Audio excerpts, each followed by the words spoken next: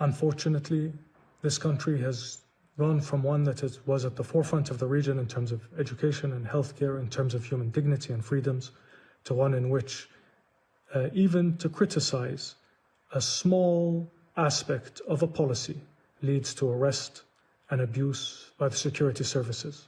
I'm making this recording to make it clear that I'm not part of any conspiracy or nefarious organization or foreign-backed group, as is always the claim here for anyone who speaks out. Khalil Jahshan is the Executive Director at Arab Center, Washington, D.C. He joins us now from Washington. Mr. Jahshan, it's a pleasure having you on. Thank you for taking the time. Firstly, your reactions to the prince's claimed detention today. What we have seen thus far doesn't necessarily confirm the existence of a coup d'etat or an attempt at a coup in Jordan.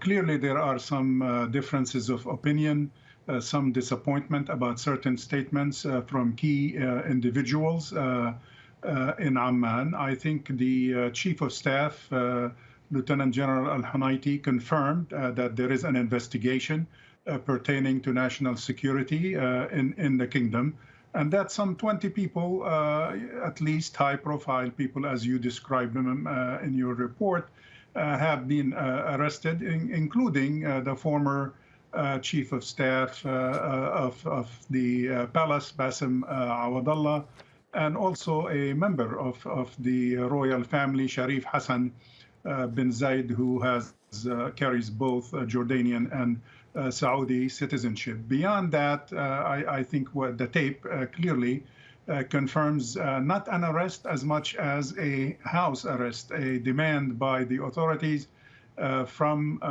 the former Crown Prince of Jordan, Prince Hamzah, to stay home and avoid, if you will, participating in meetings that contribute to allegations of corruption and so on.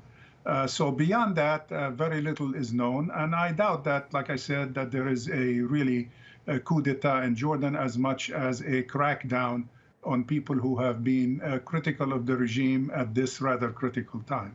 Can you just help us unpack what the prince has been saying? Help us understand exactly what is happening in Jordan. How much confidence do you have in what the prince is saying is true? 100%, actually. I mean, there's nothing surprising in what he said.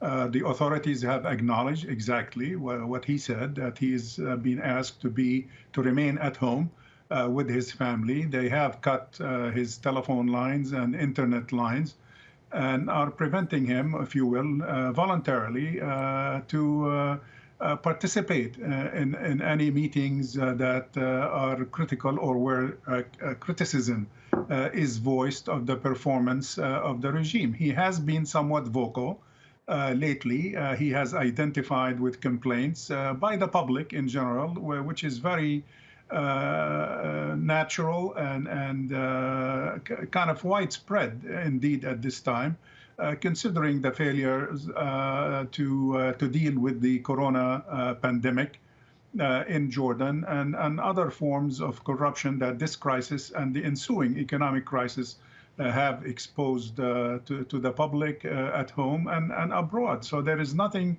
surprising in these accounts other than the exaggerated notion carried mostly, of course, by the media that a coup has taken place in Jordan, which I doubt based on the available information thus far. All right, Khalil Jahshan at Arab Center, Washington, D.C. Thank you for that.